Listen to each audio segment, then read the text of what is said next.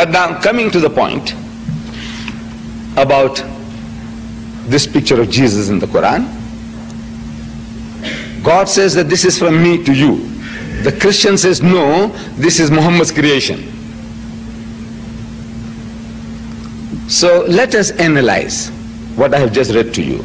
You see, at the very first verse that I read to you, God Almighty is telling us, through Muhammad, telling us that Mary was a woman chosen by God Almighty above the women of all nations. This is enshrined in the Quran. Mary, the mother of Jesus, a woman above the women of all nations. So the question arises, why would Muhammad say such a thing? That he is honoring the mother of his opposition, if there is such a thing. There isn't. Muhammad belongs to the same brotherhood of the prophets of God. Moses, David, Solomon, Jesus, Muhammad. It's a brotherhood of prophethood. But from the Christian point of view, Muhammad is an opposition. He is a challenger to the integrity and position of Jesus. But now this person is telling the world, Muslims as well as non-Muslims, that Mary, the mother of Jesus, she was chosen above the women of all nations. And this he's telling in the first instance to his own people. Because Muhammad, he will admit, was an Arab. He was not an Indian. I'm an Indian, of Indian extraction. I come from South Africa. We have some Sudanese brethren from Africa. We have some Malay brethren from Indonesia, Malaysia.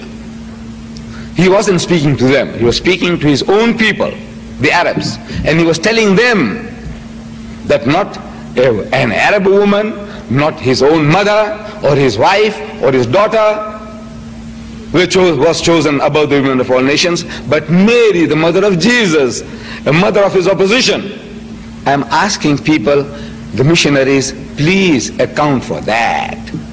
Why would an Arab go out of his way to provoke other Arabs, telling them that a Jewess, a woman from a nation that has been looking down upon them for 3,000 years, a nation that was looking down upon the Arabs for 3,000 years, they keep on repeating that Father Abraham had two wives, Sarah and Hajara. They say Sarah and Hagar. And they say that Sarah was his legitimate wife. But Hajara was a bondwoman, a slave woman.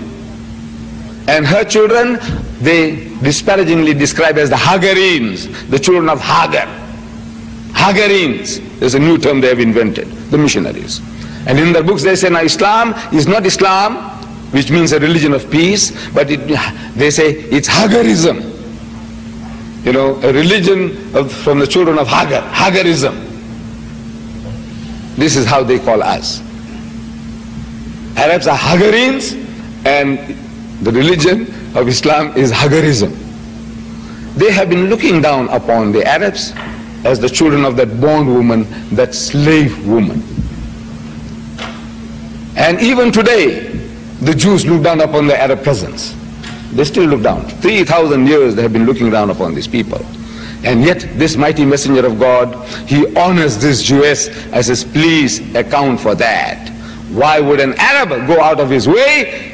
He's going out of his way to provoke his own people and honor a Jewess. Explain that. Unless he was commanded from a higher source. Because on the human level, from the human point of view, to me, there is no woman better than my mother, or my wife, or my daughter.